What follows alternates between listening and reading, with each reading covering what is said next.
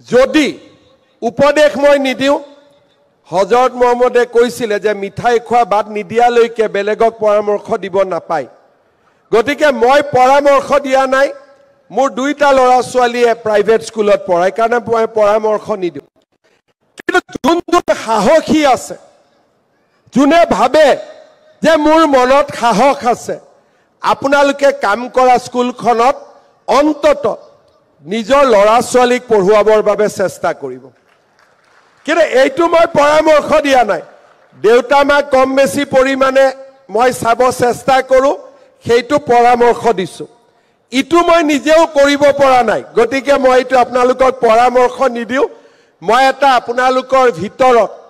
যি সকল সাহসী যে মই সাহস আছে মই পাৰিম